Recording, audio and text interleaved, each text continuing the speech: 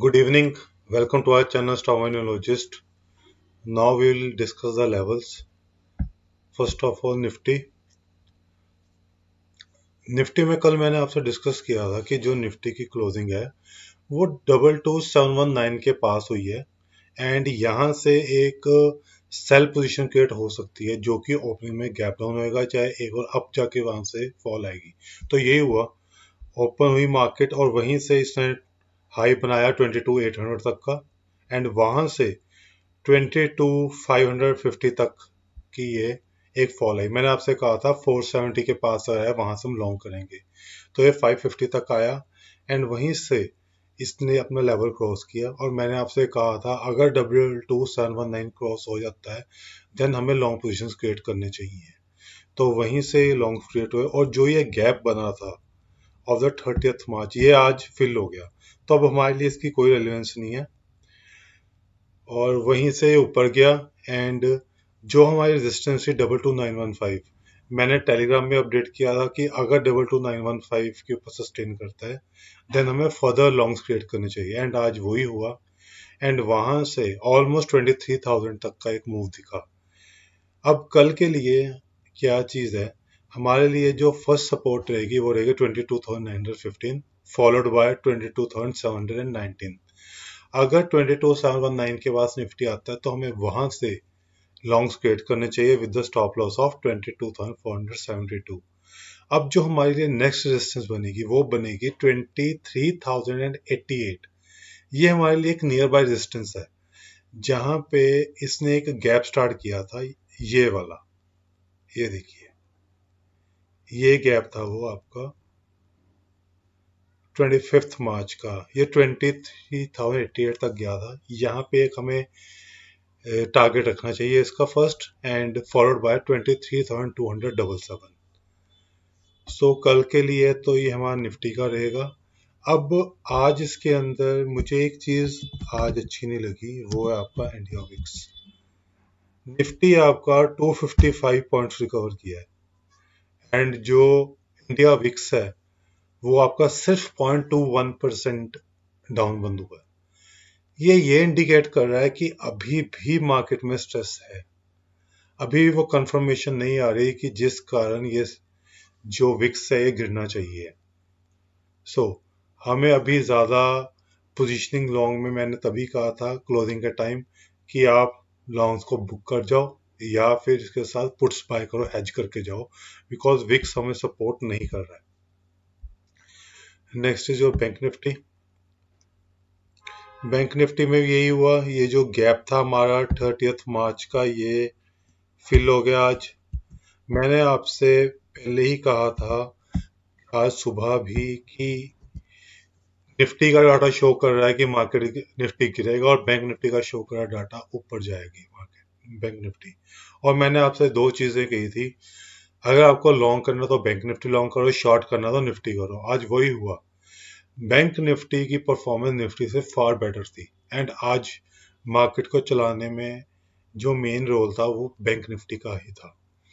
सो अब bank Nifty में भी यही हुआ जैसे हमने डिस्कस किया था कि 51,928 के पास अगर आता है तो वहां पे शॉर्ट पोजिशन क्रिएट करेंगे with the stop loss of this, जहां से गैप स्टार्ट हुआ 52,200 का, वहीं से एक फॉल आई टिल 51,777 तक ही आई और यहीं से एक अप मूव स्टार्ट हुआ। और मैंने आपसे यह भी कहा था एक बार फॉल के बाद अगर 260 के पास निफ्टी आता है तो हम लॉन्ग करेंगे।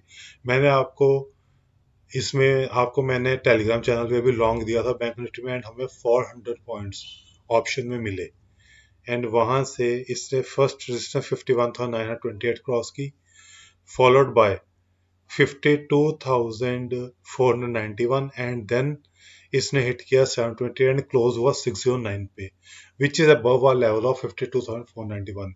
सो यहाँ से बैंक निफ्टी के अंदर 53,250 तक का मूव अभी भी और आ सकता है, मींस ऑलमोस्ट यहाँ से 600 पॉइंट्स का मूव इजीली अवेलेबल है।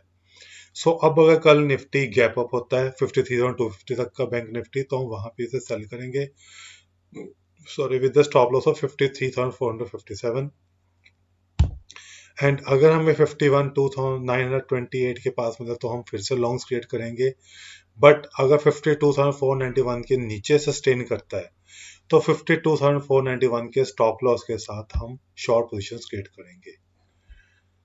अब कल मैंने आपको एक दिखाया, एक हमारा डॉलर इंडेक्स, सबसे बड़ी प्रॉब्लम अभी एक दूसरी डॉलर इंडेक्स है, एक हमारा Nifty India VIX and dollar index.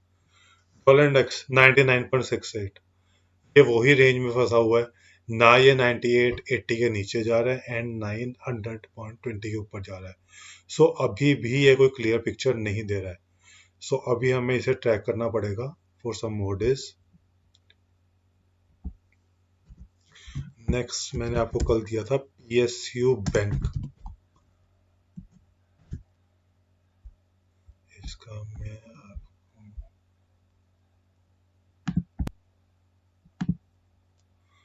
ये आ गया इसका 1 ईयर चार्ट। मैंने आपको कल दिखाया था कि यहाँ पे मॉर्निंग स्टार बन सकता है एंड मैंने आपसे कहा था 8134.40 पे हमने डिस्कस किया था कि यहाँ से 500 पॉइंट्स की ऑलमोस्ट अप मूव टिल 8607 तक बन रही है एंड आज ही आपने देखा 190 पॉइंट्स की इसमें मूव आई है। सो इससे आप रडार पर रखिए, मैंने आपसे कल भी कहा था कि पीएसयू बैंक के अंदर एक अच्छा मूव बन सकता है। आज पीएसयू बैंक ने बहुत अच्छा परफॉर्म किया है। एक आपको दिखाना मुझे कैनरा बैंक का चार्ट,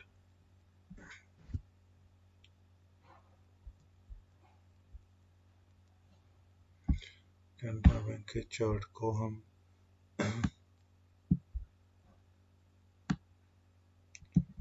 हार्ली बेसिस पे भी देख सकते हैं। ये देखिए कैनरा बैंक में falling channel bullish reversal pattern form हुआ है आज एंड अगर ये 131 132 के ऊपर सस्टेन करता है तो यहां से जो इसका फर्स्ट टारगेट बन सकता है डेट कुड बी अराउंड 13770, मतलब 180 तक की 138 तक की इसके अंदर एक मूव अच्छी बन सकती है। यहाँ से ऑलमोस्ट 3% तक की तो इसमें एक अच्छी अप मूव इसमें आ सकती है अगर ये पैटर्न सस्टेन करता है। एंड आप कई लोगों को इसमें कंफ्यूजन हो रही है, जो ये पैटर्न्स होते हैं ये इंटरडे के नहीं होते। अब जैसे अगर ये पैटर्न फॉर्म होगा तो ये भी आपका पोजिशनल होगा। अब आप देखो ये पैटर्न आपका जो फॉर्म हो रहा है फ्रॉम 26 फरवरी से लेके अब तक का है, ऑलमोस्ट 1.5 मंथ का ये पैटर्न है। सो कई लोग इन पैटर्न्स के सोच रहे हैं कि वो इससे इंट्राडे कर सकते हो। ये इंट्राडे पोजीशन नहीं बनेगी, ये आपके स्विंग ट्रेड्स या पोजीशनल ट्रेड्स आपके इनसे बन सकते हैं। सो एक आपका कैनरा बैंक, दूसरा चार्ट मैंने आपको दिखाना जीएमआर एयरपोर्ट।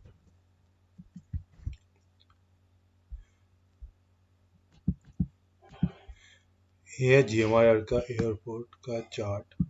अब आप अगर इसमें देखो, इसमें डबल बॉटम पैटर्न बन रहा है, डबल इसने बॉटम बनाया यहाँ पे एंड यहाँ से इसने एक अप मूव दी एंड अब अगर आप देखो तो ये जो है ये इस टाइम अपनी एक कंसोलिडेशन रेंज है इसकी, जो कि सिर्फ ऑलमोस्ट 1 रुपये की है।